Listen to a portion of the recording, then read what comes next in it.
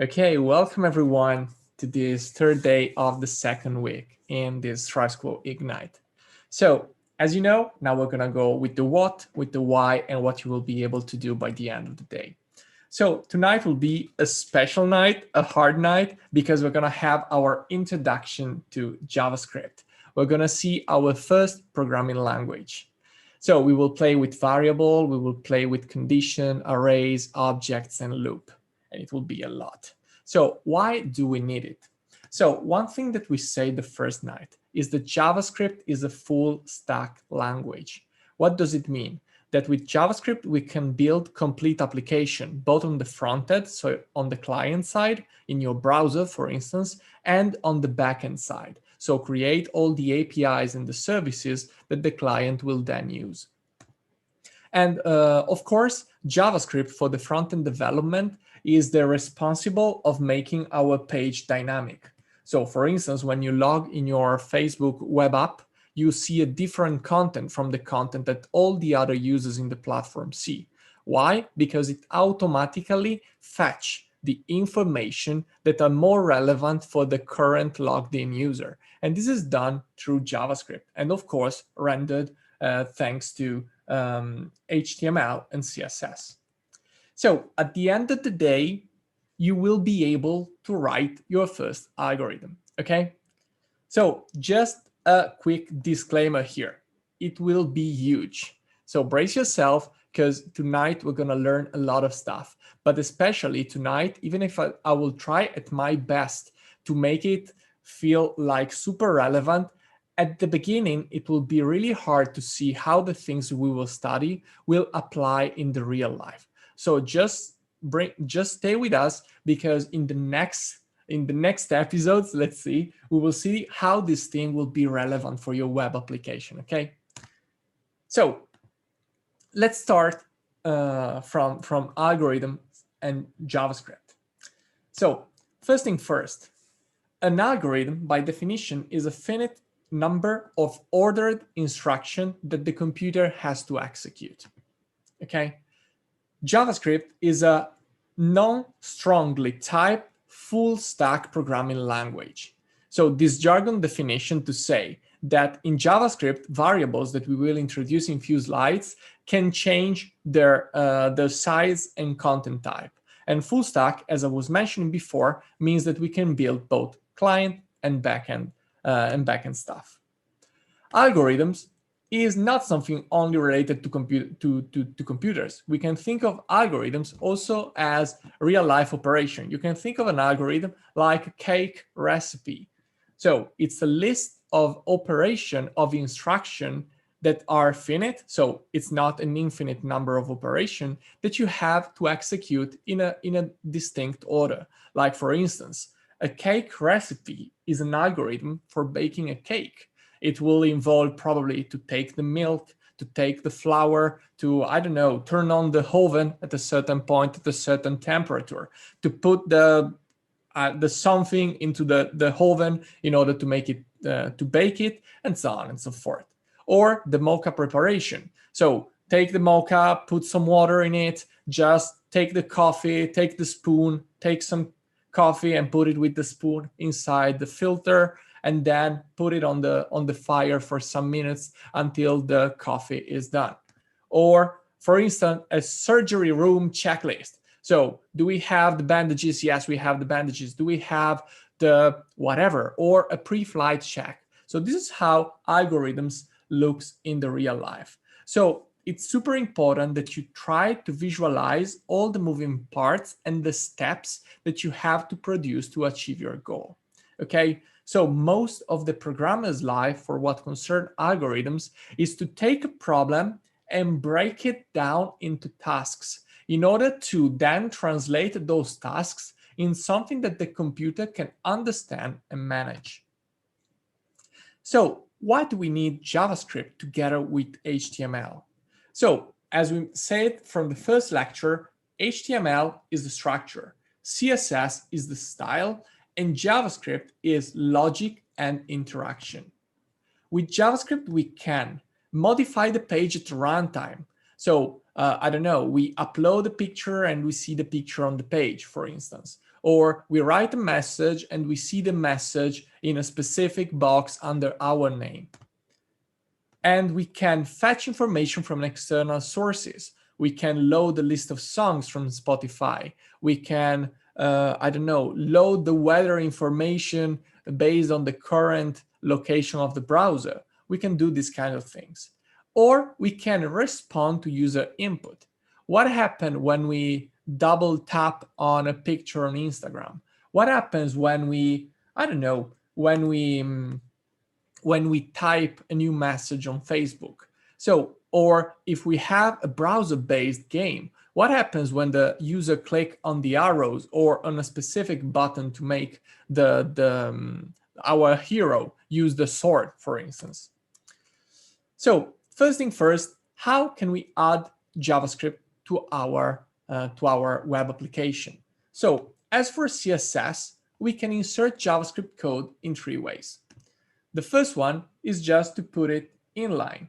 That means that we can just insert this code related to an event inside of a DOM element. In this case, for instance, let me just shut down Discord 1 second. Sorry for this. They're reaching me out. Okay, it's distracting. Okay, the second option is to insert with the script tag. Okay, so it's the very same thing that we've seen in JavaScript when using the style tag. Okay, so it's a specific tag that can contain JavaScript code. And the third one, the one that we like the most, is to use this script tag, but specifying the source. So it will go and search for an external file that will contain the JavaScript code for our application. Let's see a small demo about it.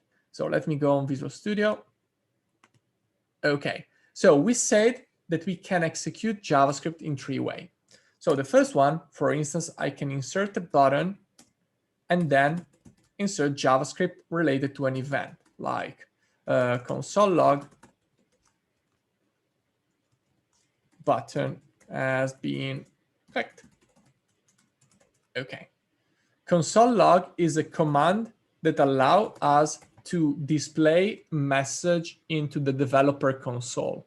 Why is this relevant? Because this is the first way that you can use to verify that something has been executed, or you can use it to check on a variable value, and so on and so forth. We will use it over and over. So let's launch this page with the usual live server. And let's see what happens when we click on test. So console, if I click on test, as you can see, this message appears here. It's not relevant at the moment, but as you can see, we managed to execute something with JavaScript with inline coding. The second option is to add the script tag here. And whatever we write here inside will be executed, is JavaScript code that is executed on the page. So here, for instance, we can just write console log, the script tag is working. And if we refresh the page, as you can see, the script tag is working exactly here. So index line 16, this code has been executed. Third way is with the external file. So we can just go here, create an external file that in this case I will call myscript.js, but you can call it as you like. And we can just import it with script source, as for the pictures, myscript.js. And that's it. One thing worth mentioning is that this is not a self-closing tag. You always have to have the closing tag for it. This, for some browser, doesn't work, okay? It should be like this. Let's go in myscript.js and let's add a console message here too, just to check that it's working. This came, or this is the message from the external JS file. Okay, awesome. Let's go back to our application. And as you can see, we're getting the 2 messages. And if I click on the button, of course, I will get the third one too. So the script tag is working, the message has been loaded from the external file, and the button has been clicked. So we know how to include JavaScript in our application. We don't know really what to do with it, but at least we know where to put our hands to see some results. So let's start to see something more relevant. Let's start with the concept of variable. A variable is a container for what concerns algorithms. It's not like in math that is, I don't know, a value that can vary over time. It's nothing crazy. It's just a box in which you can put things into. So it's a space in the computer memory that you can use for your needs, okay? It can contain number, 1, 5, 1.2, pi, whatever. It can contain booleans, so true or false values. It can contain strings like words or phrases. It can contain objects or arrays that we will see later. And in JavaScript, we can define a variable with the let keyword. Let's see a simple example. Let my first variable equal 10. Create a box named my first variable containing the value 10. This value will be stored into the computer RAM, okay? Random access memory. In JavaScript, we have this basic data type, as mentioned before. We have numbers, 1, 1000, -5, 12.5. We have Boolean, that is the return value of the condition. So is 5 bigger than 10, true or false? This is like what a Boolean represents. Then we have string that contains a set of characters, like a phrase, a word, a name, a surname, whatever you want. We have undefined, that is a value assumed by a variable when we put nothing into the box, okay? So if we define a variable without putting anything in, it will be undefined. And of course, later we will see also object, arrays, function, classes, etc., etc., etc. Let's make a simple example here. So let's do it into the browser. So I can just go here. And I can just define a variable with let me zoom in a little. Oh, this is maybe too much, something like this. Let my first variable be equal to 20. Let x equal to 12.5. In any moment, we can play with this variable by recalling them by their name. So if I type my first variable, as you can see, the result will be 20. If we say x, we will get back the value that we stored. If we want to change the value that this variable contains, we can just reassign them using the equal sign. So if I set x equal 10, now the value of x equals to 10. So we know how to create a variable. We know what a variable is, but we don't know what we can actually do and why those variables matters. So let's continue our journey in learning JavaScript. So of course we can do math with JavaScript. So all the operators are available. Like for instance, with the plus, as you can imagine, we can perform a sum. So 10 plus 2 equals 12. With minus, we can do the difference. With the star sign, we can do the product between numbers. And with this backslash, we can do the division.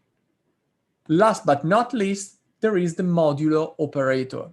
The modulo operator gets the remainder of the division. And we will see later on why this matters. So in JavaScript, we have math also as a library that allow us to perform mathematical operation. For instance, if we want to calculate 2 at the third power, we can just write math.pow and pass the two variables in. Or we can round a number. So for instance, if we want to round 6.5, it will become 7 as an integer. A round of 6.49 will be 6.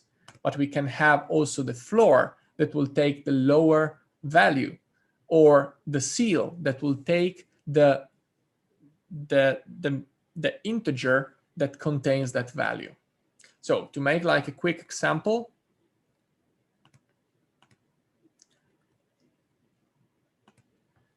okay, we can now set x to be equal to, I don't know, 10 plus my first variable. So we're using a variable plus a constant into a sum, and the result is then stored into x. So now x has this new value. We've seen that we can, for instance, also divide or do the remainder. So we can say that x at this time will be equal to x times x, and we're elevating x at its own power. So it will be equal to matpo, okay? Why this matters? Because many times over, you will need to do simple mathematical operation. It could be, for instance, that you have a shopping cart with some products in it, and you have to calculate the current value of the whole shopping cart. Or it could be something more complicated, like calculating the maximum out of an array of, or out of a list of products and things like that. If you have any question, please just stop me. Another thing that we can store into the variable are the strings. Strings are just words that you can use. So, for instance, let name equal John will assign the string John to the variable called name.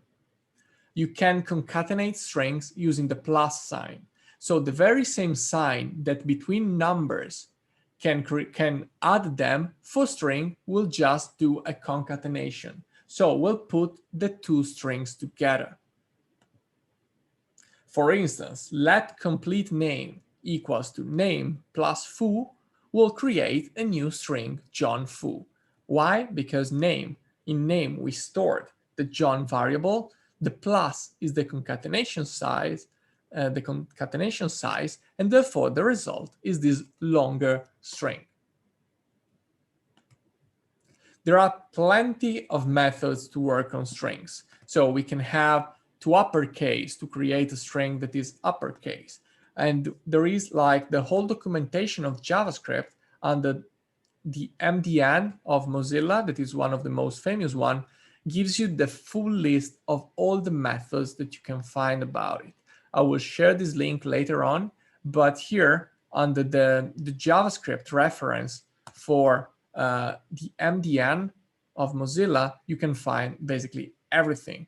It's very complete and it's very up to date, and it includes also all the information that you need to know if the code that you are writing is compatible with all the modern browsers or not. So let's work a little with these strings. So suppose that I have two variables. So I have name and I have surname.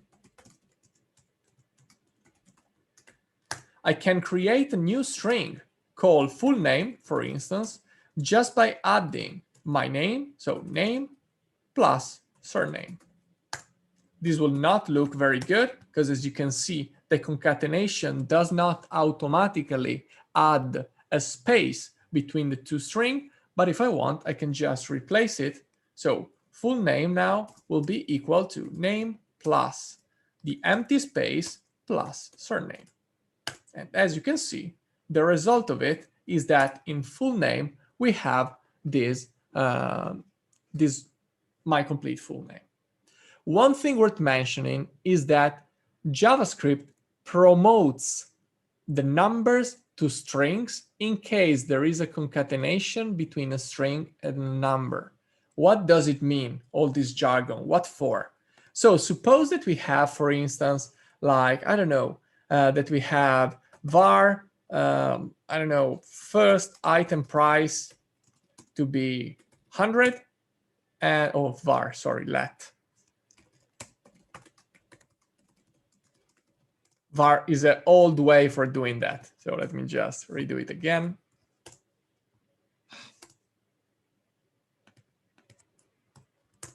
Okay, and let second item price be equal to 200. Now, if I try to do a calculation between these two, the result will not look as you expect to be.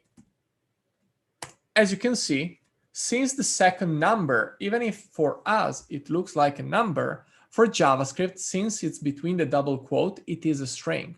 And therefore, it will automatically transform the 100 into a string and will create this result that is just the concatenation of the two. So just be aware that when you're messing together strings and number, the result will always be a string. And the reason is pretty straightforward. You can always transform a number into a string. It's not true that you can always transform a string into a number. So in this case, we were lucky, so we were able to transform it into a number. But what if that string was my name? It was not possible to transform that name into a number. Okay. Now the things will get a little more complicated. In JavaScript, we use a lot of function. Okay, what is a function? Functions are objects that contains a finite number of lines of code.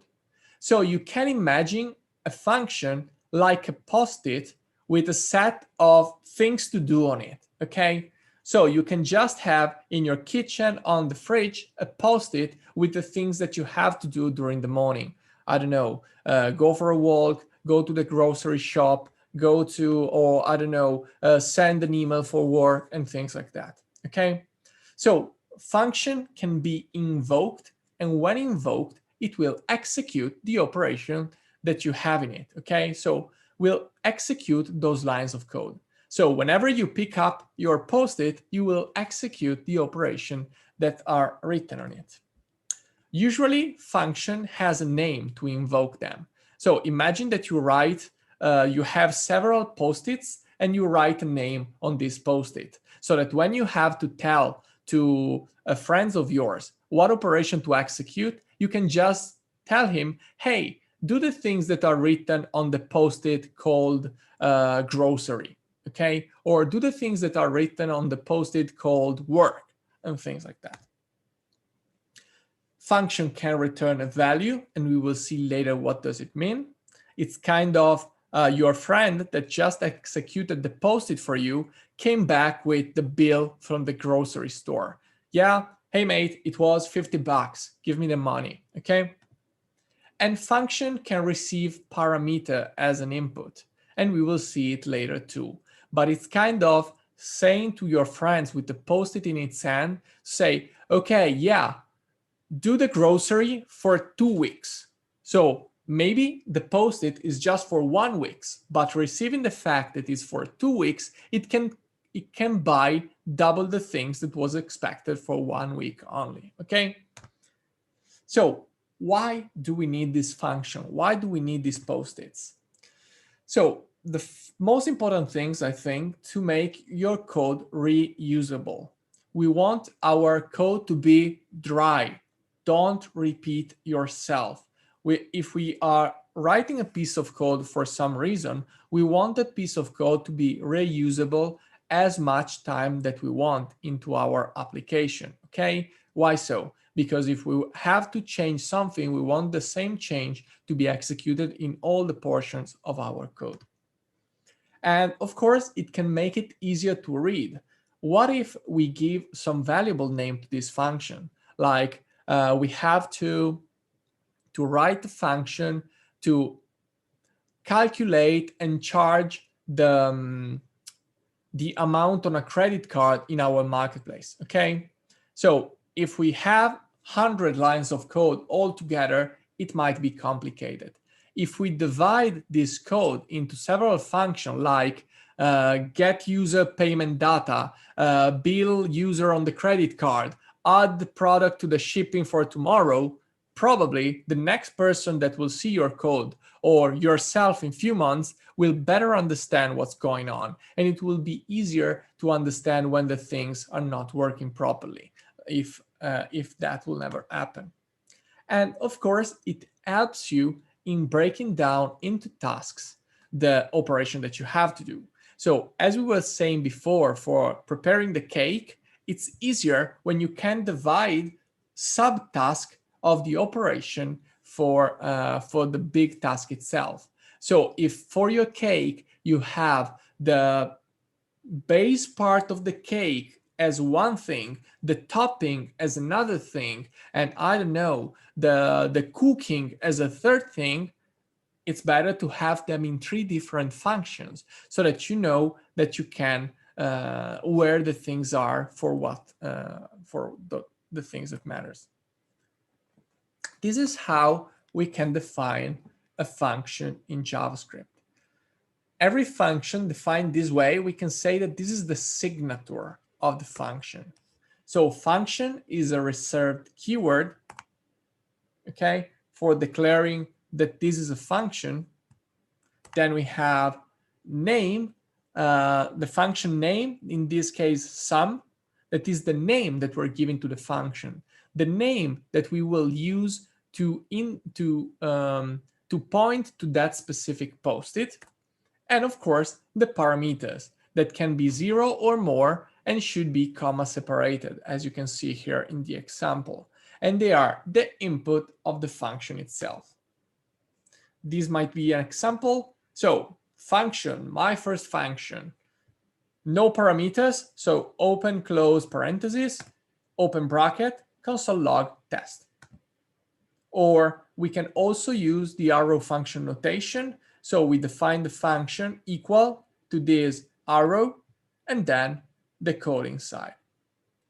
To invoke a function, we just have to type the name of the function followed by the parentheses with the number of parameters that is expected.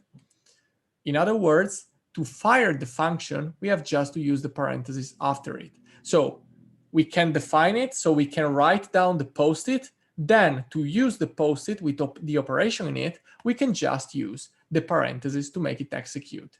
And the post-it is not wasted after the first time that we use it. We can use it over and over, how many times that we need.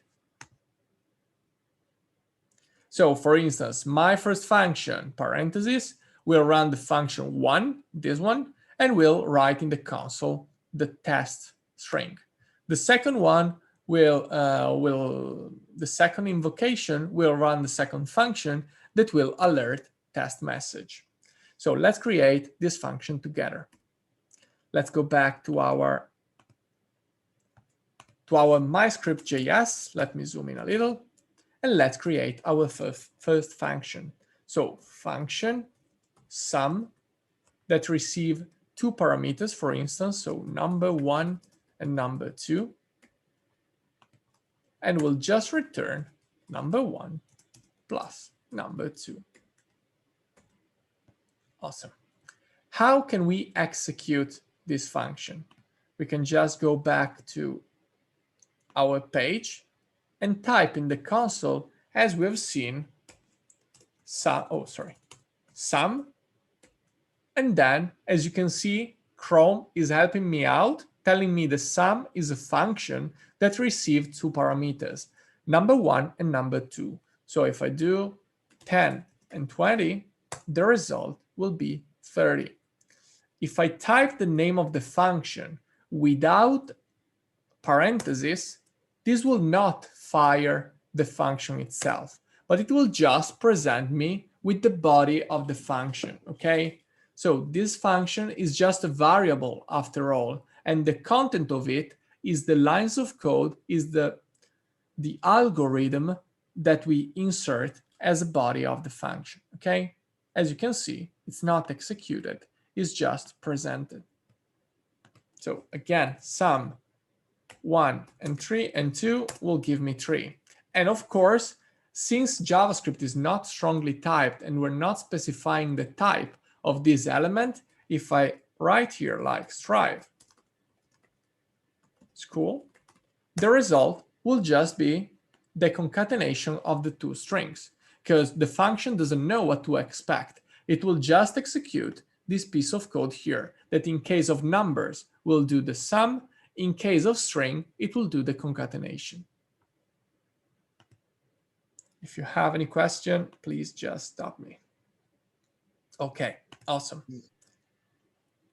This is like how we can represent the function that we just created, okay? So this is the input in the example we made, like two numbers, 10 and 20. These are the parameters.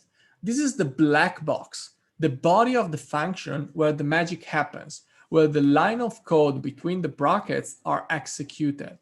And then we have the output, that is the content that we pass through this return keyword. Okay? Does it make sense?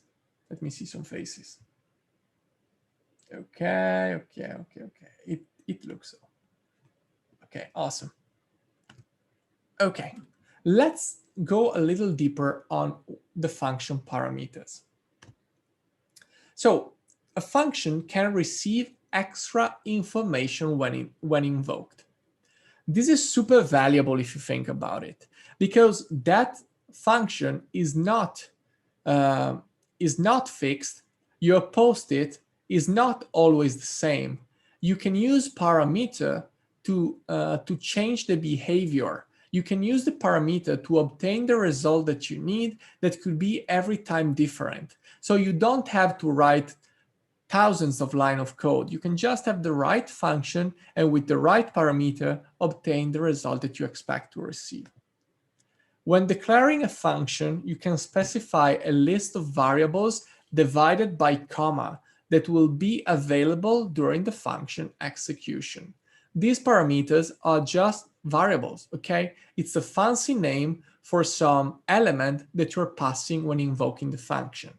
When I say invoke or fire, I mean when the function is executed, okay?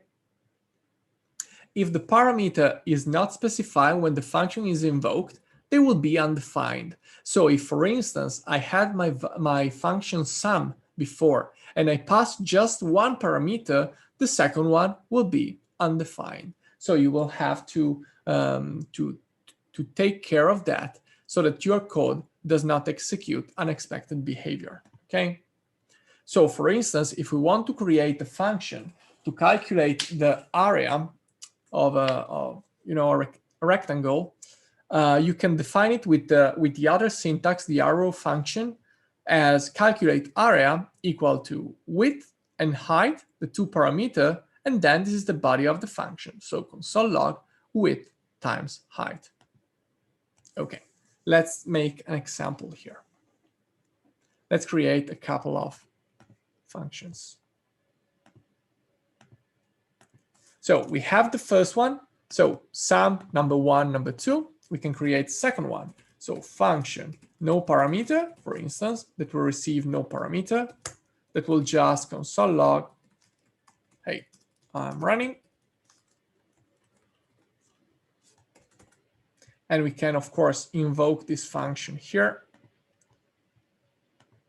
with no parameter. Again, if I don't use the parentheses, no matter the fact that I have or don't have parameters, as you can see, it will not execute the function, but just show me the signature and the body of that function. If I want to execute, I need to use the parentheses. And as you can see, the result of it is that it's executing this piece of code. If I want to have a function with parameter, I just need to specify them into the signature between the two parentheses with the name that I can choose. So function, some parameters, I don't know, P1, P2, P3, and P4. And here I can just console log the parameters are, and then P1, and I can do it like this, P1, P2, P3, and P4. Let's see how this looks like. How was the name of the function then? It was, yeah, some parameters.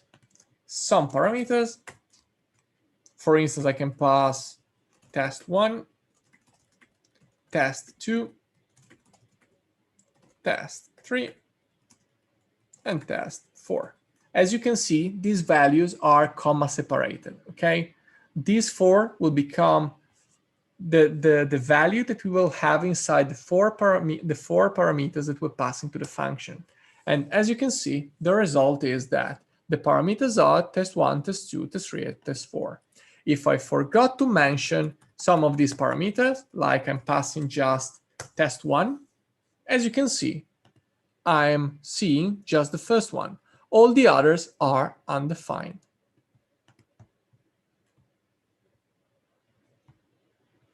Okay.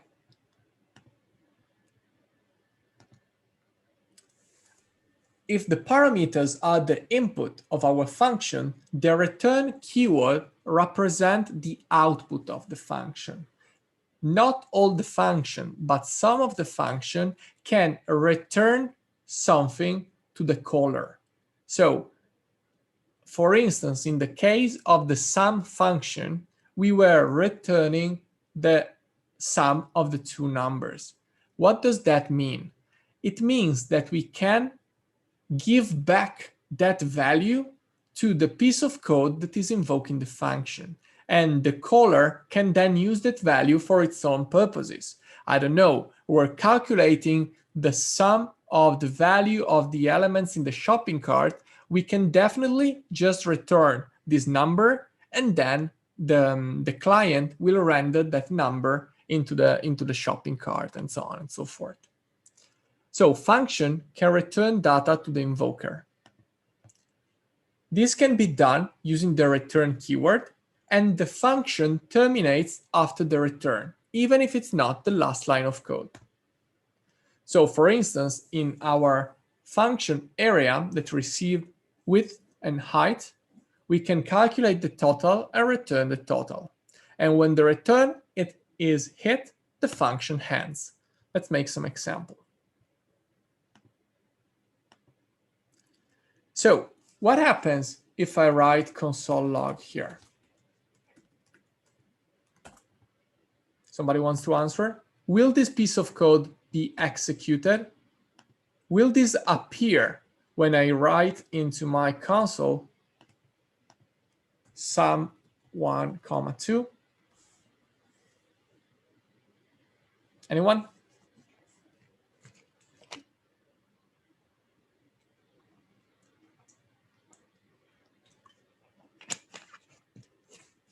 The right answer is no.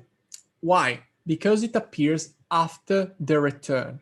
In the moment in which in the function we hit the return command, the function terminates, ceases to exist. It just takes the value that we have after the return keyword and it gives it back to the parent. What does that mean? Suppose that we have a new variable called total to be equal to, I don't know, 0. And then we want total to contain the result of this function. We can just have, I don't know, 100 and 250. And from this moment on, total will contain this result. Okay. Suppose that we have, of course, a function can invoke a function. So if we have, for instance, here, our function calculate total,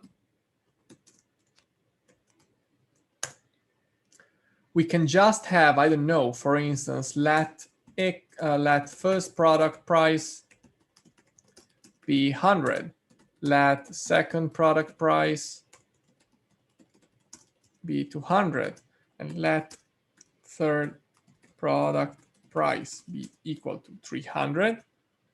What we can do here is just to calculate the let total be equal to sum of first product price and second product price, and total again will be equal to the sum of total and the third product price, and then we can just return total. This might look complicated, but what we're doing here is just saving on the top of my memory some values and then summing them together using this function.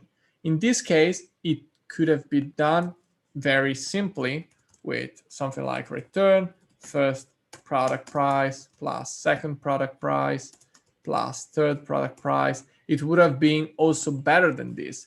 But imagine that maybe this function is a little more complicated. Maybe it has to calculate based on the country, the VIT on the product.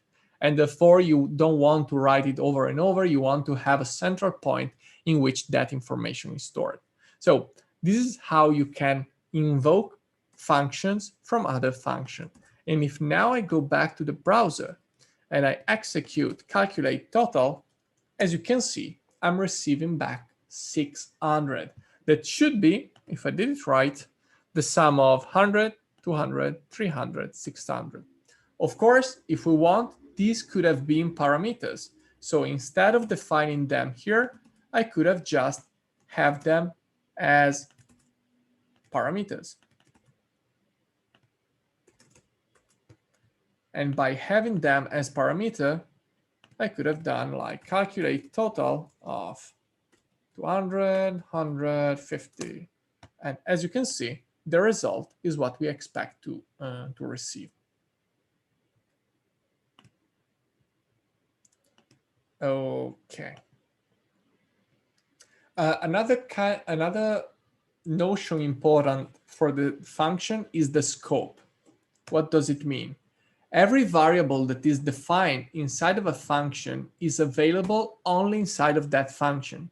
So if you name a variable total in your sum function, that variable total will be killed after the function has stopped being executed. So after the return, that total value won't exist anymore. Yeah, exactly the thing that I just said. So you cannot access that variable from outside of the function scope. And this is super important and super valuable, because otherwise, imagine that you have a big application. It might happen that you have name variable that conflicts. In this way, you are sure that you can have the peace of mind that you have just to check for the function scope for duplicate names, okay? Another thing, I think the last thing about functions is that some function can receive a function as a parameter.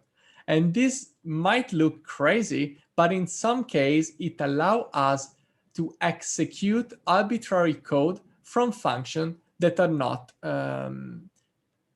with a certain flexibility. So imagine that you have your post-it and the possibility to the post-it to attach another post-it at the end of it. You don't know when you create the first post-it what will be on the second post-it, but you're just leaving there the space in case a second post-it is needed. So when you're asking your friend to do something and you remember at the last moment that you want also another thing to be done, you can always attach the second post-it. This post-it goes on the name of the callback. It will be executed in the moment in which the first post-it is done. So in other words, JavaScript functions are objects, and the objects can be parameter. So we can pass a function to a function. And the callbacks are special functions that are executed when the function is finished. So when you're done with the grocery, maybe you can, I don't know, go to the barber shop or something like that. This is a simple example. I don't want to go super deep on this because this is pretty advanced.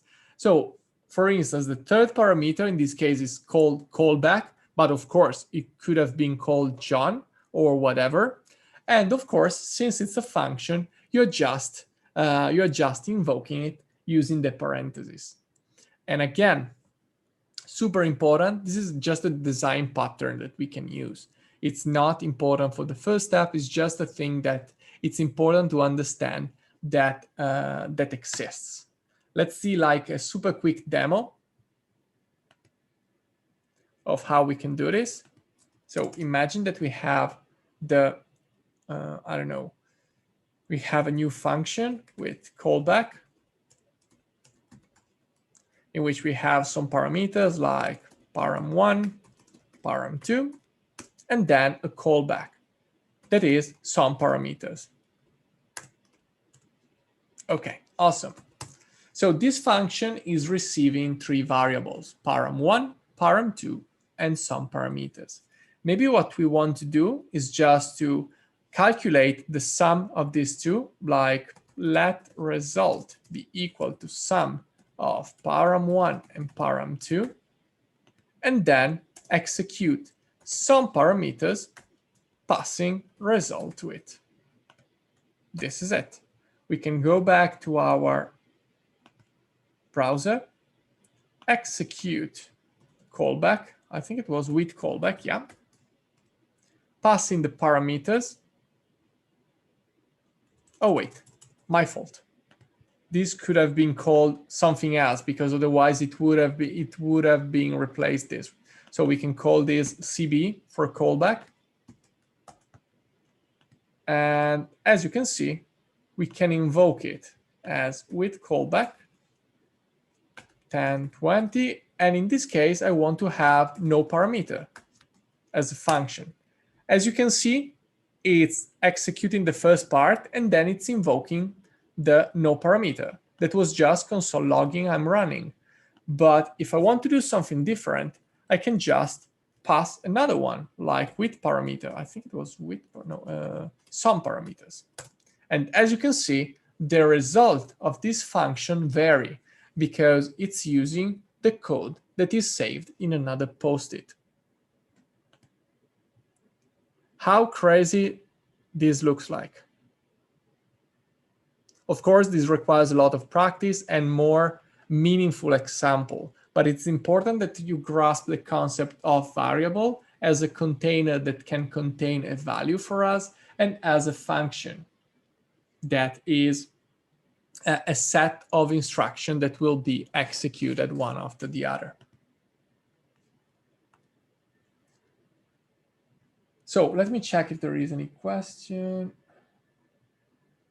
What? Oh, wait.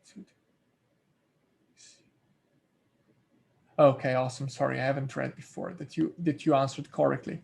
What programming scenario will require nested function? Well, most of it, to be frank, because over and over you will have your set of function that will solve a specific problem. And the more the code grows, the code base grows, the better will be to divide every single task in a different function. So at the end of the day, again, if you have your checkout procedure of your marketplace that involves getting the user address and then getting the user credit card information and then getting the shopping cart with all the products, calculate the total, etc., maybe all of these will be single function that will take care of that operation and will just return back what matters to that function itself. So you will have nested function that will be executed at that point, okay? Okay, awesome. So I think this is the perfect moment to take a little break before introducing the comparison operators. We will see back here at 7:30 Berlin time. If you have any question, please just ask. Let me just write. Oh yeah, sure. Could you please show both functions? Perfect, yeah, sure. I will just show you how to write the same function with the arrow function signature. So it will be const sum equal number 1, number 2, return number 1 plus number 2. This is like how the signature looks like. By adding this backslash, these codes become a comment. And by becoming comment, it means that it's not executed, okay? Check the chat again. Okay, so const is another keyword we can use let to. I'm just used to it. So const creates a variable that cannot change value over time. So you are sure that that specific box won't contain different information to some extent. So what happens here is that when you define a function, you usually don't want that function to vary over time. And therefore, I'm used to use const, but you can use let. I didn't include const yet because otherwise it would have been probably an overshooting. Okay, var, thanks for the question, is, let's say, a no scope friendly way of declaring a variable.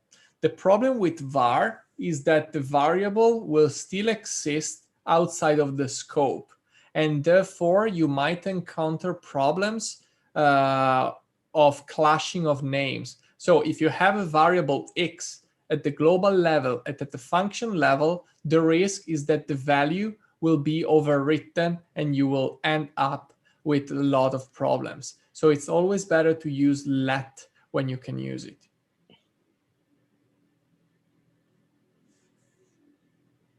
You're welcome. Okay. So see you in 5 minutes then. So welcome back again, and let's start talking about the comparison operators. As the name says, they are used to verify if a condition is true or false. There are plenty of them, but for instance, we have greater than, that is represented with this angular bracket, and his brother, less than, that is used with the other angular bracket. We have greater than, greater or equal than, sorry, or lesser or equal than. We have the double equal, that means that something is equal to something else. We have exclamation mark equal, that means diverse. And then we have in JavaScript strictly equal and strictly diverse. The difference between the strictly equal and the equal is basically that one is type safe, the other is not. So 10 as a string equals to 10 as a number. 10 as a string doesn't equal to 10 as a number, okay?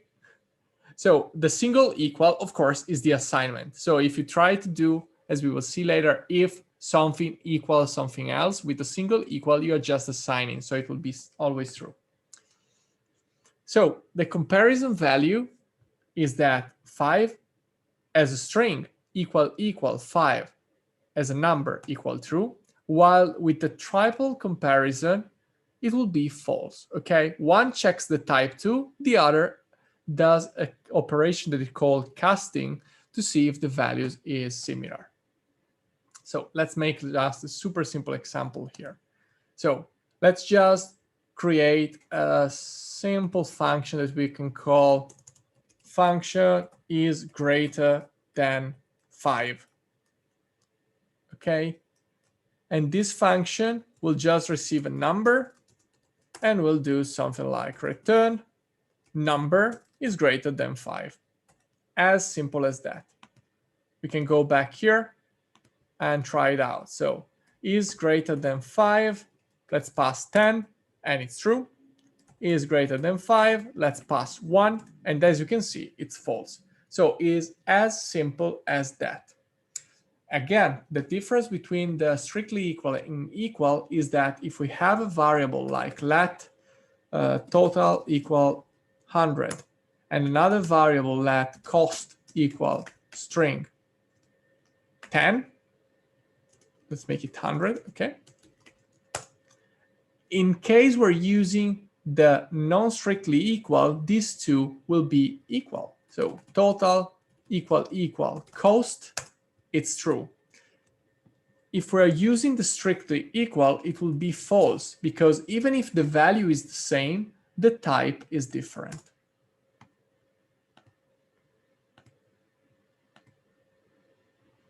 Now we're going to introduce the flow control.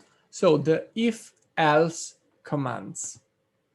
Using if-else, we can control the flow of our code. The if branch will run only if the specified condition is true. If we want, we can add the else clause that will run if the condition is not true. For instance, suppose that we're building a marketplace and we have a promotion in which if the user is buying more than 50 euros of product, the shipping cost will be 0. Otherwise, the shipping cost will be 10 euros or pound or whatever is your currency, okay? As you can see here, this is the syntax. We have the if, we have a condition that can use all the fancy operator we've seen in the previous slide. And then if we want, we can have also the else clause. Every if else is a sort of, is a place in which you can steer your code into different paths, okay? So you have always to imagine as something like this. If we want to represent it with the classical approach of these blocks, we came from our code, we find ourselves and the condition represented with the if else, and if the condition is true, the code will follow a certain path. If the condition is false, it will find another path. My situation in this moment is the following. I will ask the class for understanding. If the if else is clear, I will go with the example. Otherwise, I will repeat again. So, request for input. Is the if else clear? Can I proceed with the example? True. Okay. Okay, example. Okay, awesome. Let's go for the example then. So suppose that we want really to implement that function to calculate the shipping cost. Okay, function shipping cost. Let's say calculate total order. This will receive the total, okay, and will return the amount plus shipping. So we have here our variable that is the shipping threshold. Let's call it free shipping promo equal to 50. And then we will just execute if. And maybe we can also, yeah, let's do it this way. If free shipping promo is greater than, no, sorry, if total is greater or equal than free shipping promo, we will just return total. That is the value that we are receiving. We're not adding anything. Else, we can return total plus 10 euros or pounds or whatever. Okay, things worth mentioning. It's always a good practice to wrap the code of if-else clause between these brackets. It's not mandatory when you have a single instruction, but when you have more than one, it is. It's always better to have them, okay? These brackets represents a scope, so that as it was for the function, also in this case, if I define a variable with let inside of this particular piece of code, it will disappear after we exit this piece of code. It won't be available afterwards, okay? So the variable is scoped to this specific branch of the if-else clause. Let's see if this works. Okay. Clear this. Let me just calculate total order. Okay. Let's go for 100 euros and the total is 100 euros. Let's go for 40 euros. And as you can see, the result is 50. Okay. Okay. Now that we know how we can use if else, we need to learn also the logical operators. Okay. The logical operators can be used to create more complex conditions. For instance, we have AND that is represented. The keyword for using it is the double ampersand. Oh, sorry, there is a question. Do we have to close variables? No, it's not necessary. It's not necessary to use the semicolon at the end of the instruction. It's a matter of style, I think, at this point, because every browser accepts not to use it. I'm used not to use it, but you can, if you like it, you can put it at the end of every operation. So we have the AND operation that returns true only if both the conditions are true. For example, if x is greater than 5 and x is less than 10, this will be true only if both the conditions are true. So if, for instance, I pass 7 as a value to that function, that clause will be matched. We will go in the true, let's say, branch of the if. The OR returns true if at least one of the value in the condition are true. For instance, if x is greater than 5 or x is smaller than 10, I think this is flawed, because this condition will always be true, because every number is greater than 5 or lower than 10. There is no number that won't match this condition. This will be a sort of a bug in our code, okay? Let's make an example. So suppose here that that we have this promotion of the free shipping only for national shipping. So maybe we will have a second value here as a parameter, like is national or is local for the shipping. So now we have to reshape our condition in order to check these two. How can we do it? So we can just say if total is greater and equal of the shipping promo and is local, equal true. Okay, this way, when we execute the function, we will apply this promotion on the shipping only if the total is greater than the value, but in the very same moment, the client, the customer, is a local customer. So we won't concur in super expensive shipping, okay? Can I ask a question? Sure. But there is not in any kind of parentheses. All the operators go one after other. Yeah, so there are some rule of precedence between operators. So this operator here has higher priority on this operator here. So we don't need to wrap it between parentheses. If we want, we can also make it clearer this way. So this is the first check that we're doing, and this is the second one. Since this value is already a Boolean, we can just remove this because it is implicit. The result of it, it will always be true or false. Okay, but let's leave it for clarity. Thank you. You're welcome.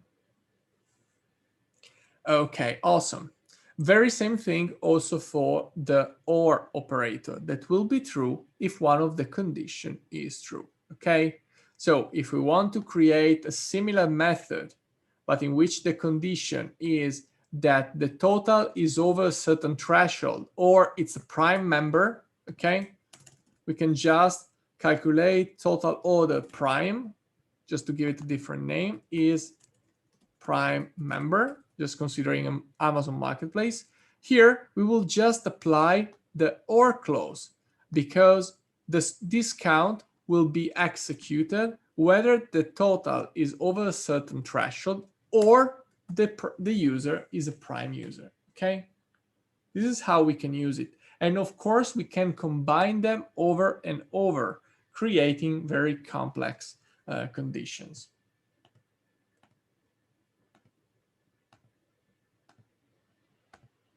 So just to wrap up before moving to the next subject, a variable is a container. Oh, wait, there is a question from Stephanie. Stephanie? Oh, wait.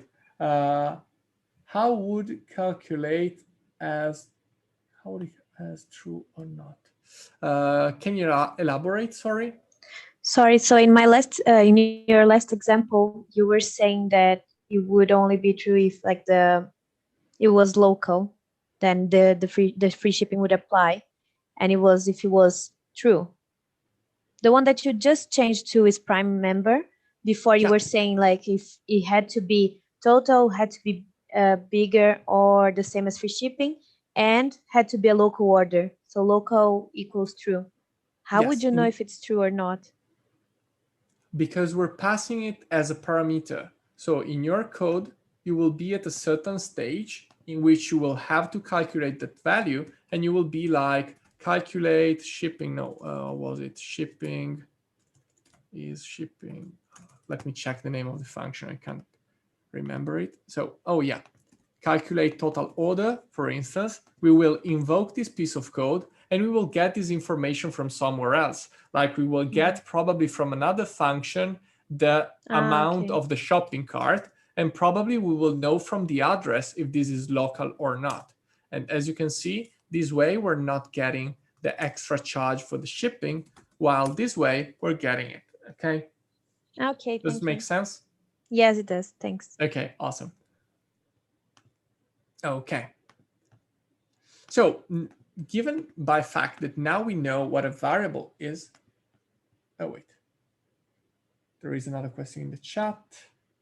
It's always that. Ready to step on JavaScript automatically understand the part.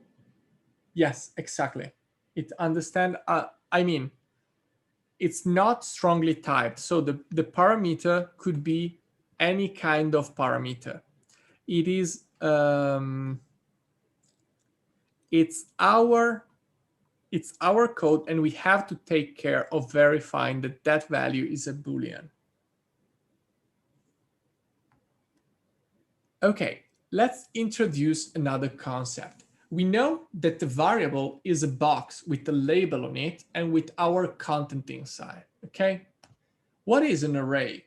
An array is a variable that contains a collection of variables. So if the variable is a box, the array is a shelf in which we have several boxes, one next to the other. It could contain strings, number, objects, function, and it has some common methods to play with. In computer science, arrays are fixed size data structures. That means that at the beginning of your code, you define the size of this array and then you can't change it anymore. Luckily in JavaScript, it is implemented with a certain flexibility so that you can change the size depending on the collection that you have to hold. This is the definition of an array. So as you can see, we define it as we do for the variables. So let name of the variable itself equal to assign it. And then we have this syntax here in which between square brackets, we define all the elements of the array separated by a comma. And this will create in memory a structure like this, in which we have 100, 29, 1, and so on and so forth. In JavaScript, again, we define this array with the square brackets, and the elements are separated by the comma, and we can access them through the position that goes under the name of index. So if we have this array here, the position starts from 0. So the 100 will be in position 0, the 29 position 1, and so on and so forth, until we reach the last element, that is the 8th element, and therefore it is in position 7. Super important to remember that the position, the notation for arrays starts from 0 in JavaScript. There are some other languages like Python and so that starts from 1, if I remember correctly, but in JavaScript, or was it Visual Basic or something like that, something crazy from the past, but actually, or MATLAB, whatever. Actually, please remember that the index starts from 0. This is super important. Otherwise, you will be skipping the first element of the array. So for instance, since the first element is in position 0, the name of the array of 2 will be the third element, the value stored in the third position. So name of the array number 2 will take this element here. And if we want to replace any element into the array, we have just to use this notation with the name of the variable, and then between square bracket the position, and assign a new value. I don't think you need to learn more about data structure in order to understand arrays, because they are very simple data structures. It's just a collection. If you imagine the memory of your computer as cells or boxes that are one next to the other, the array is just a full row of these boxes. And to access to them, you have just to take a number of steps equal to the position of the element to find the element that you're looking for. And that's like a good approximation of it. So let's make an example. So let's create, for instance, our first array. Let's call it, I don't know, names. And as we just said, we will use this square bracket notation. Every element that we want to add here will be comma separated. So we have name. I think there is Valeria here tonight. I hope this is correct. Alessia. Then we had Stefano before. We have Marta, and so on and so forth. Now, of course, if I type names, I will have the length of the array, that is 5, since I put 5 elements in it, and I can access the single element by using the square bracket notation. So in position 0, there will be me. In position 4, there will be Marta. If I try to access a position that is not set yet, it will be undefined. If I want to replace one of the elements, like, I don't know, there is a typo in Valeria and therefore I want to change it, it will be position number 1. Let me go for val. And at this point, as you can see, the array contains in this position this element.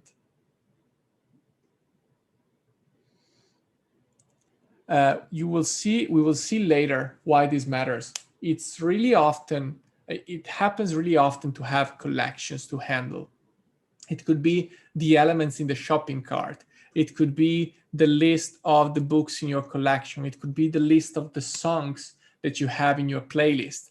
And the cool thing about it is that it allows you to have a lot of flexibility, because your code doesn't need to know that you have one song in your favorite song or 1,000 songs in your favorite songs. It just needs to know that it will be a collection. Could be an empty collection, could be a very big collection. It just needs to know that it's an array, and therefore it will handle it accordingly, and it will probably be able to render it on the page accordingly.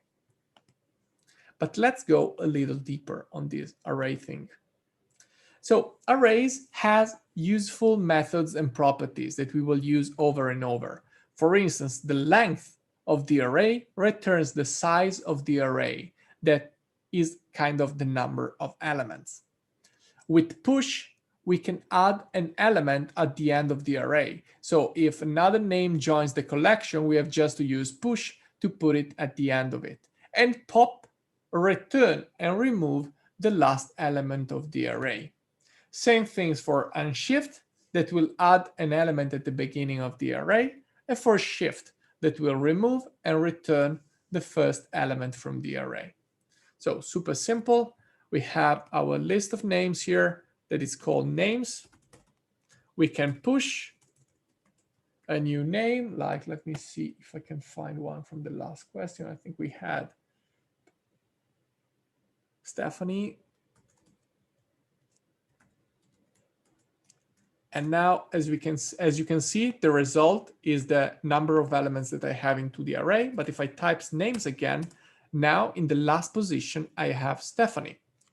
Same thing with unshift for the instance. So if I want to do names.unshift, I can add at the beginning. So let me just do with test. And as you can see, the length now is 7. And of course, in names, I will have this new element here. And every index has been shifted by 1. And of course, if I want to remove this last element, I can just do a shift, and this will remove the first element. And now, as you can see, names will just have 6 elements. This will be super important because you can imagine this as, I don't know, the elements of your task list. You're adding or removing a task. And this should be pretty straightforward for you to do using these methods. Let's start one. Oh, wait. Okay, no, I thought there was a question. So let's introduce, I think, almost the last big topic for tonight before some more meaningful example. And let's talk about loops. Loops execute the same code more than once.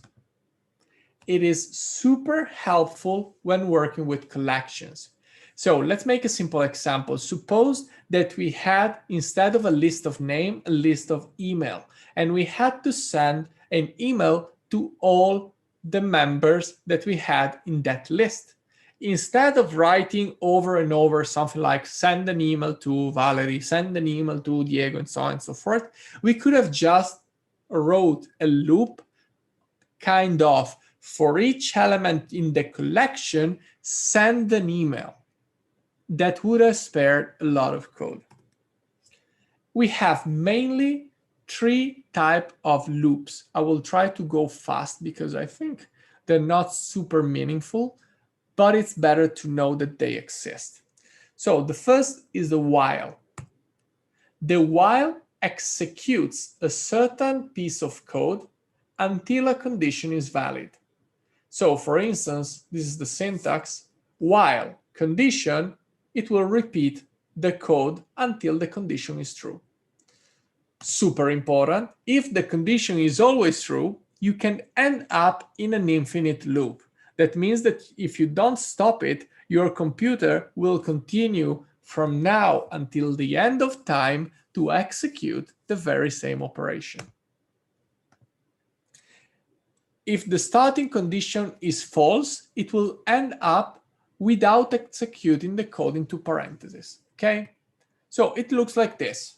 We have our pre-while code, we have the while, and it will execute this while body until the condition is true. Over and over and over and over and over. When the condition change and it's false, it will just proceed with the rest of the code. An example. So suppose that we start with I equals 0 and x equals 2. We will reach this while statement and it will check, is I less than 0? Of course it is. So it will enter this branch. In this branch of code, we will have this x equal to x times 2, and then it will increment. This is equal to I equal to I plus 1. So it's an increment of the variable. So we will get back here with I equal than 0. I equal than 1, sorry. Since I is equal than 1 and 1 is less than 10, we will go back here again. We will update again x and I and over again until I equal 10. So we will execute this 10 times and then we will move into this piece of code. Is this clear?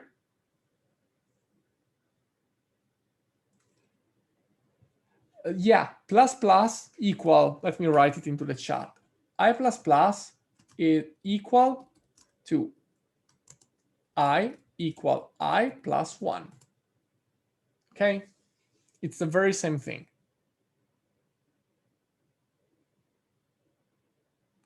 Okay, let's see a small demo. So let me go back to my code. Let me just, for instance, function print the array, okay, that will receive an array that we can call names, for instance, And we'll just do something like this, like while names.length greater than 0, it will just execute console.log names.pop. If you recall, pop removes and return the last element from the array. So if I did it right, now I can just go back to the browser. Okay. Create my array with let names. Yeah, I got it in the memory. Okay. So now I can just call print the array, pass names as a parameter. And wait, I think there is a typo here in length. Yeah, I always do this typo. Okay, again, names equal this, and print the array of names. And as you can see, starting from the last one, since we're popping out the elements, we're printing out all the names until until the array contain elements. Now, if I take a look to names, it's an empty array. Okay, so the process removed all the elements and printed them. One important thing that changed the behavior between while and do while, it is the next topic, is that, of course, if we start with an empty array, so print the array of names again, now that we know that names is empty, this won't execute a single thing. Why? Because this will not pass this first check, and therefore it will not execute.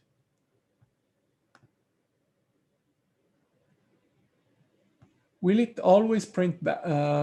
It depends on how you write it. Like, for instance, we can do here the shift that will do the operation the other way around. So here I can just redefine my names again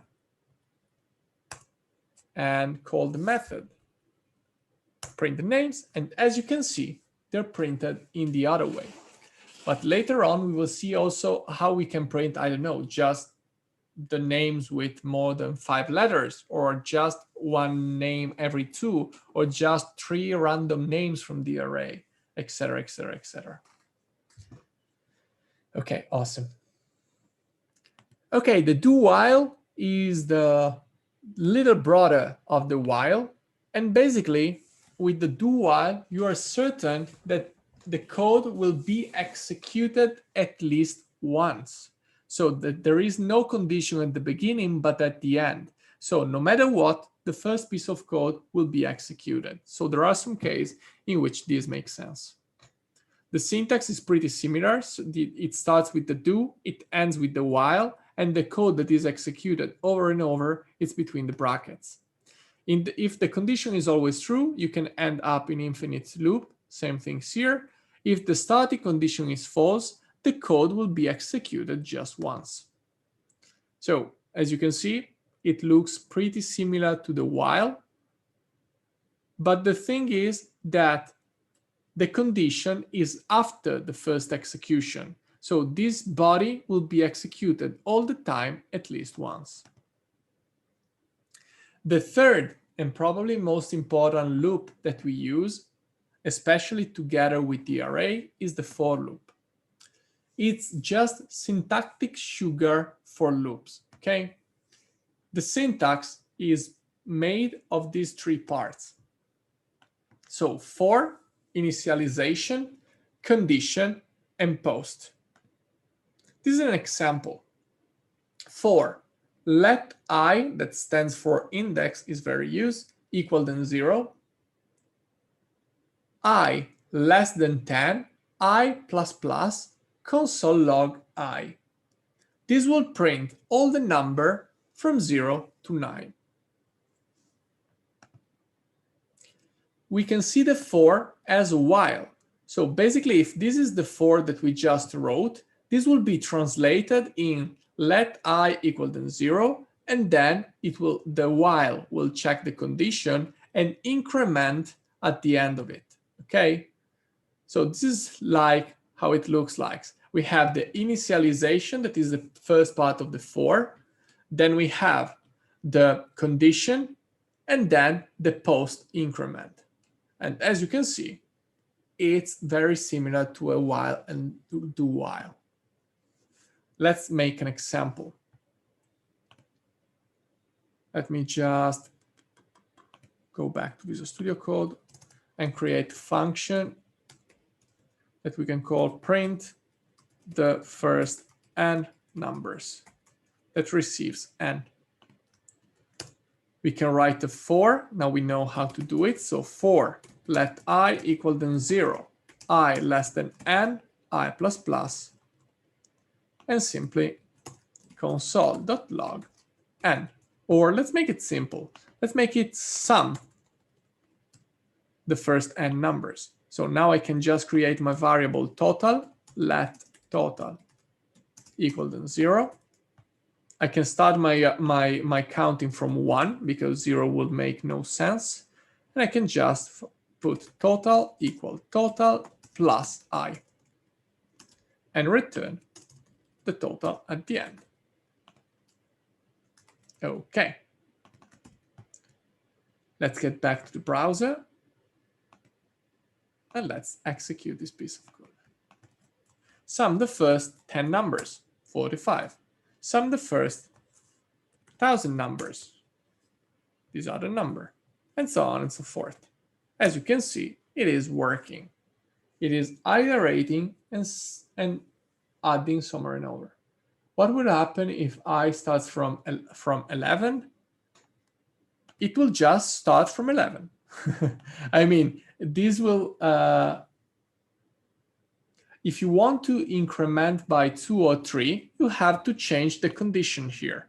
So here, as you can see, we have I++, but this could be anything that you want. This could be I equal I plus 3, for instance. And this will increment by 3 at each iteration. Do you want to go backwards? You can just set this to be equal to n, for instance, and put this as I greater than 0 and have an increment that is negative, like something like this, okay?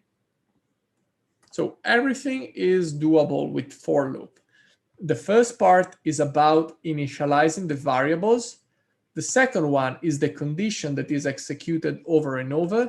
The third one is the updating, let's say, of the index usually, okay? Awesome. So let's get back to the slides. And of course, for is a match made in heaven with arrays. We can use for to go through arrays one element at a time. This is like the most used scenario.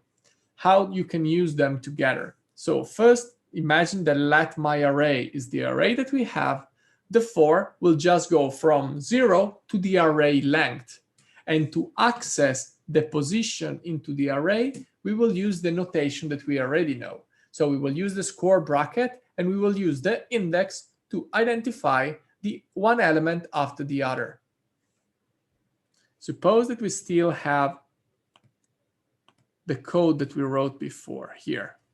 So instead of doing it this way, that this is also destroying our array, we can just do something like this. For let I equal than 0, I less than names dot length, that maybe I will get right this time, I plus plus, and here we will just console.log names of I. This will, the first time, print the first element, then I will be updated, and therefore it will be 1, so the second element. Then the third time it will be 2, so the second element, and so on and so forth. So if we go back here, and we do again the creation of the array, and then print the array of names, as you can see, the result is exactly the same. okay? It's very common to use the for because it has a structure that is easier to read once you get it. And, you know, this kind of, it's more complicated, damages the array. So the for are very, very used together with the arrays. Is there any question? Yes. Maybe I'm wrong on reading the code, but the left isn't a number plus of the condition, because we start from 0, so it shouldn't be names less 1. I ask. No. Why so? Because this way we will never enter the body of the for loop when the condition is false, okay? And when this condition is false, this condition will be false when this reach 10, okay? In the moment in which this is 10, the condition will be false, and therefore we won't access names of 10 that is undefined, okay? We will always stop at the last element of the array. Okay, perfect. Okay. Awesome. Thank you for the question. Okay, but let's move on. So the last topic for tonight, before seeing some example, are the objects. It's something that we mentioned before. We said that also the functions are objects, but what do they are and why do we need them? Why they're useful? So objects are data structure that can hold arbitrary information inside. Objects are defined with the parentheses, with the brackets in JavaScript, and inside the brackets you can define all the properties that you want. It's kind of a variable that can contain multiple information, multiple named information. So for instance, we can define my student as this object here. As mentioned here, we're using the brackets, and then we can name all the properties inside, like name equals John Doe, surname equal Doe, for instance, age 20, email john@gmail.com. Okay, and as you can see, in a single variable, we have all this information. How we can work with it? So we can access all this information that we have inside by using the dot notation, so dot name of the property, or by using the square bracket notation and passing the name of that property between that. We can add a property just by using dot, the name of the new property, and then the value assigned. And we can delete a property just by using the delete keyword. Let's see how we can use this in practice. So suppose that we want to create a new object that will be our, let's say, cart element from our shopping cart. We will have probably here a property called product name. That will be, I don't know, iPhone, I don't know which number they get, I think 12, okay? Maybe the price, that could be, I don't know, let's make it 1,000 euros. Then we will have, I don't know, the quantity, it will be just 1. And I think that this could be our cart element. Oh, we forgot to add the color of the product. How can we add it? Pretty simple. Cart element dot color will be, I don't know, is there any gold edition or something like that? Awesome. So now in our cart element, we have this new property there, okay? Oh yeah, we want to change the quantity. I want also to gift one. So cart element dot QTI will be equal to 2. And as you can see, I immediately update my object with all the information. Suppose that for some reason we don't need the color anymore, we can just type delete and the property that we want to delete. So cart element dot color. And the cart element will contain only the information that we need. The last thing worth mentioning is that we can access the property as we did with the dot notation but also with the square bracket notation. So cut element of price will access the element the same way that writing cut element dot price. Why this matters? Because as we will see later, there are some cases in which we want to access the dynamic structure using a string instead that calling out the property in our code. Wait. Can we, just 1 second. Are objects what we use to parse JSON data? Exactly. Also functions are object. JSON is a specific notation that we use for files and data structures that is JavaScript, JavaScript object, basically. JavaScript object notation, I think, so that we can then parse and convert these strings into JavaScript objects that are the content of most of the requests that we will do in the next days to external servers. Can we do operation with objects? Of course, we can do operation with objects, like for instance, cut element dot qti equal plus, as you mentioned. And as you can see now, cut element has the qti equal to 3. But object can also contain functions. Like for instance, we can create a function like cart element dot say hello. That will just be a function that will alert hello. They are super flexible, and now we can just say cart element say hello, and it will just prompt hello. Okay. They're pretty flexible. You can do a lot of things with them, and therefore they're super powerful. In the moment in which you get to know them, they will change your life on how you code stuff.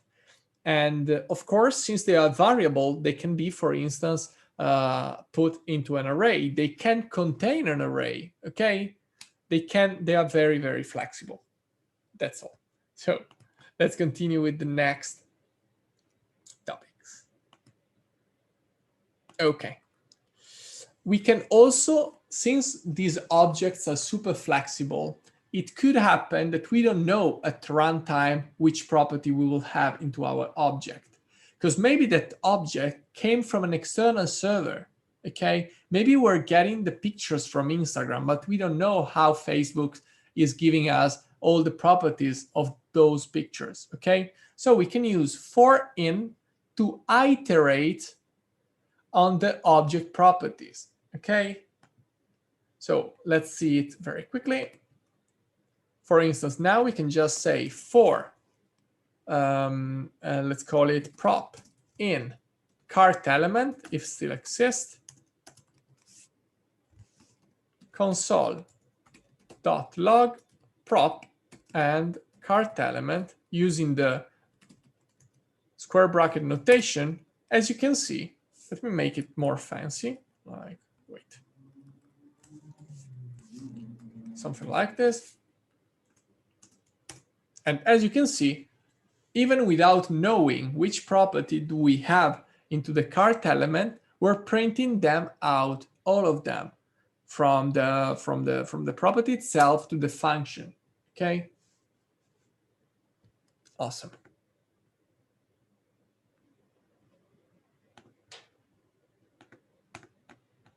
And of course, as was mentioned before, it's possible also to include function inside of object. One thing that is important to distinguish is the difference between primitive data type and non-primitive data type. The primitive data types assignment will create a copy of the value. So if I'm passing a number to a function, the number that I pass is a copy of that number. So if I modify that variable in my function, it will not affect the value that I have outside. Non-primitive data types, such as array or objects, will be copied by reference. It means that if I change something inside that, the modification will be automatically applied also to the caller. Okay. If I want to clone a non-primitive variable, I can use several methods. And one of these is the object assign, for instance, that I put here as a reference. So just to say, suppose that I have here, I define my variable x, or I will pass the variable. So function change me. Let's make it x as a value. And this, let's begin with primitive data type. So x equal x times 2. And that's it. Let's try this out.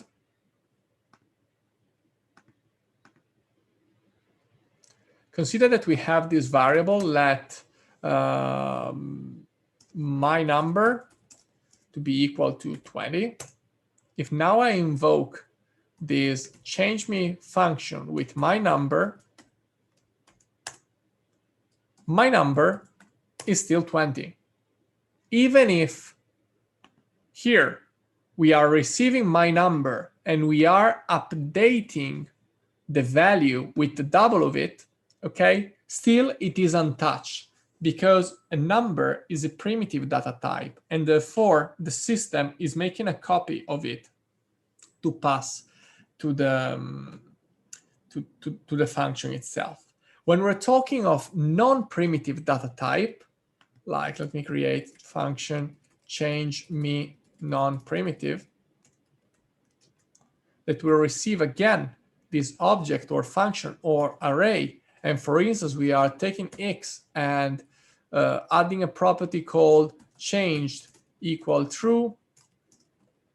And maybe we are also, I don't know, yeah, I think this should be enough. So I create my object that I want to pass that I will call let student be equal to an object with name, Diego, and I don't know, email, Diego@striveschool. Now, if I invoke this change me non-primitive with the student, the system will automatically pass the very same object, the reference to the very same student, and therefore the student will be updated. If now I check my student, as you can see, it has been modified. The property is there. If I want it to, if I don't want my element to be, if I want to create a copy, I can use, for instance, object assign. That, for instance, student that create a copy of it. Don't think that is as easy as saying let second student equal to student to create a new student. This is a copy of the reference to that student. So the two elements are intertwined. They are connected. If I set second student dot, I don't know, let's say whatever, equal to 1 to 3, second student now contains the property, but also student contain the properties, because they are just two different remote controller for the same television, okay? They are, let's say, two elements that touch the same box. If I want to create a new box of this non-primitive data type, I have to use methods like object assign. So I can create my third student equal add object dot assign of, if I remember the syntax, should be student. And let's see what happens. So the third student contains all this property. If I delete whatever, delete third student dot whatever, in third student, I won't have the property anymore, but in student, the property is still there. So they are two copies of the same object. Okay, this was tough. Okay, I think we're almost done with the slides. So one thing worth mentioning before going for the Q&A. What's next and why this matters? So now I will give you a sneak peek of what will be next, but it's the DOM manipulation. So now that we know how to do all these modulus operation, how can we modify our page through JavaScript? How can we use the things that we learned tonight on managing arrays, doing condition, and so on and so forth to change what we see into our page?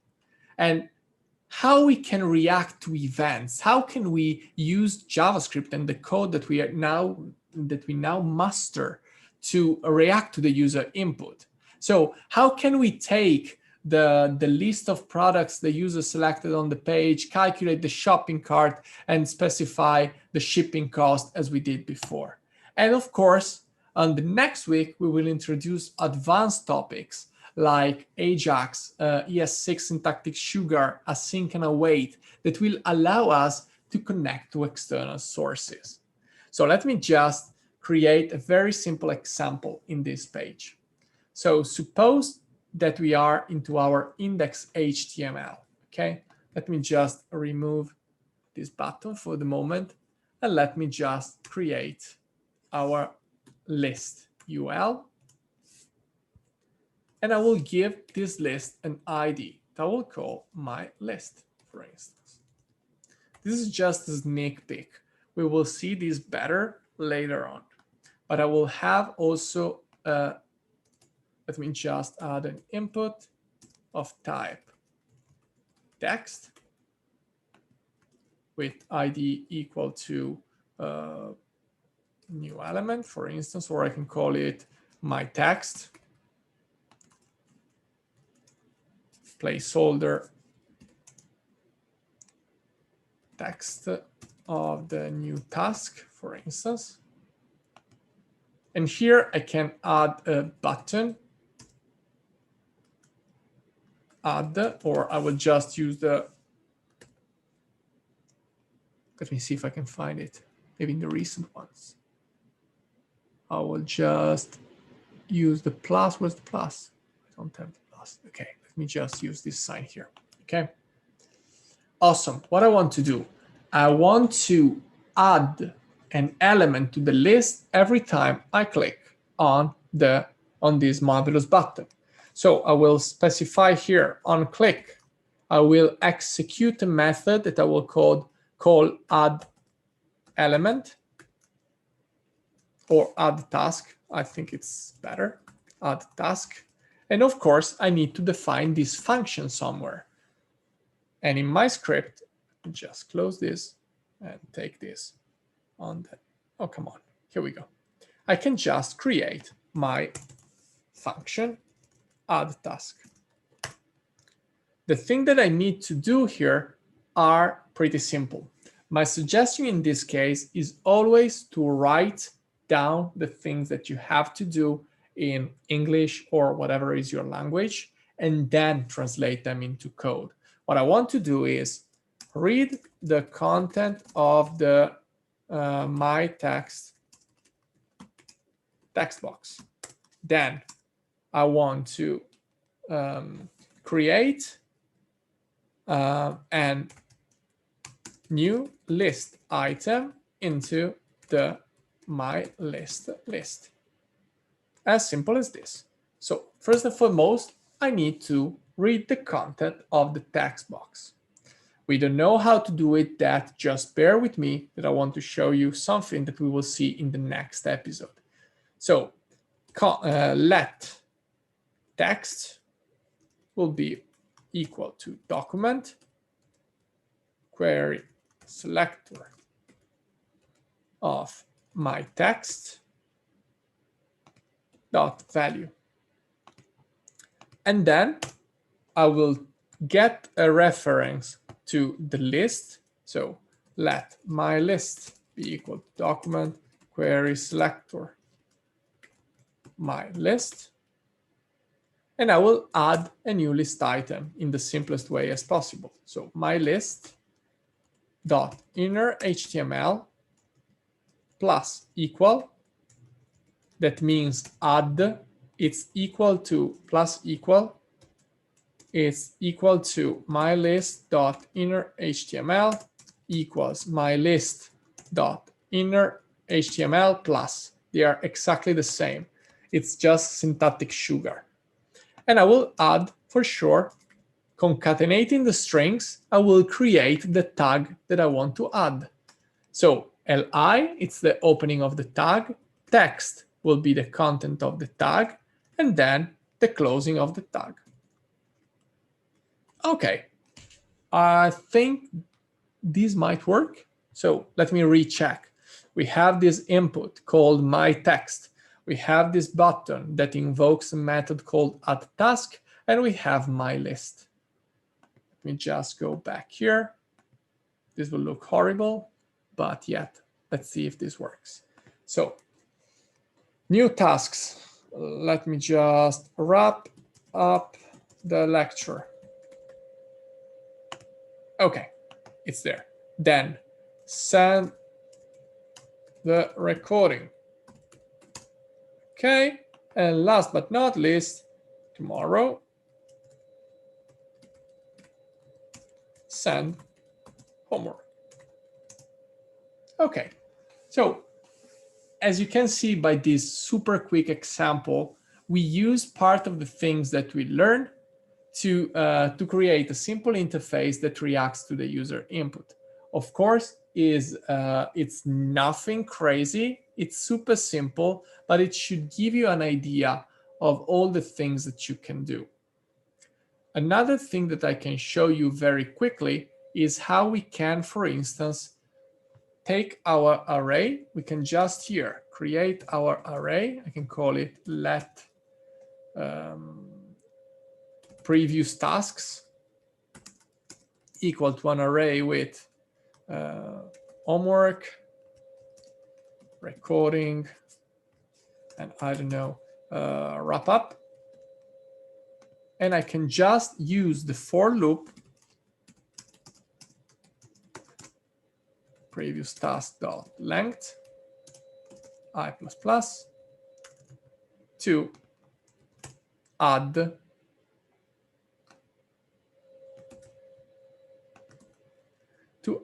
the elements when the page starts. The only difference will be that will be previous task of I. I will commit the code as soon as possible, so don't worry. As you can see, when the page starts, we are immediately creating this content. Now it's just a simple list item. Later, it could be the latest picture from Instagram or your favorite song from Spotify or whatever. In the meanwhile, let me just initialize my repository. Also to recap that, so git init initialize the repository. From Visual Studio Code, by clicking here, we can create our commit. This is our save game. So let's put it just as final. And then, of course, this is just local. I need to go on GitHub, create a repository for tonight.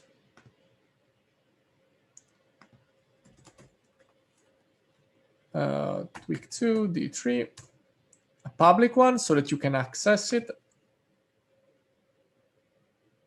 And then I will just copy these 3 lines of code. Super simple. And as you can see, if I now go back here and refresh the page, the code will be available. Sharing the link in the chat. Oh, wait. Isn't it done yet? Okay, here we go. As you can see, we have the 2 files I was working on. Okay, awesome. Apart from this last part, do you have any question? Are you more excited or scared by these topics? Can we use for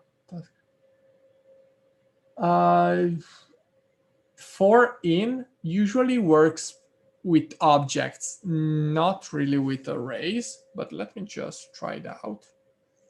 Let me just try it in the console. I'm not a fan of for in, so if we have this previous, we have the previous tasks.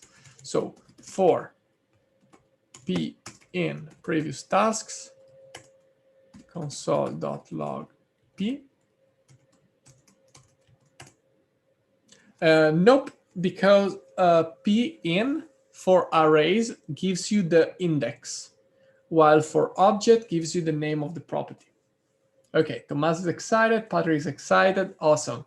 I see some scared faces here and there. Okay.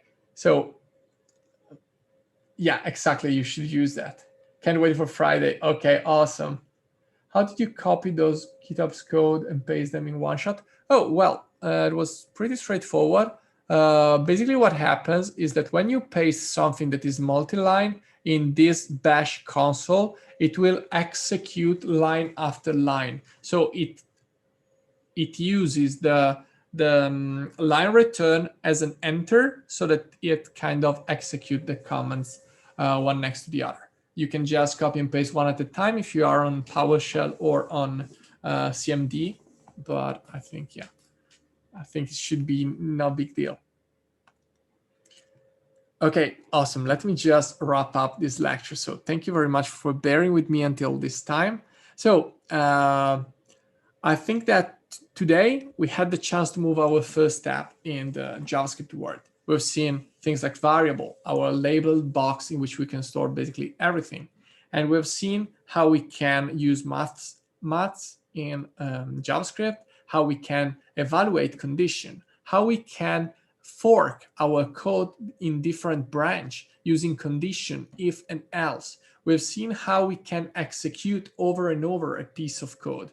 We've seen how we can create function that can receive parameters as their input and can return value as their output. We've seen how to create, modify, and update object, and how we can work with array that are our collection. And at the end, we have just have a very first glance on what we can do by accessing the DOM with JavaScript.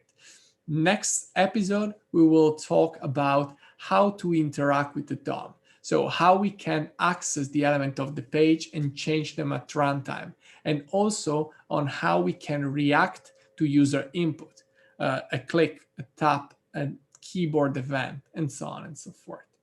So I hope you had fun. I wish you to have a great night, and let's see you on Friday. Bye-bye. Cheers. Bye, guys. Have a great evening. Bye. Bye-bye.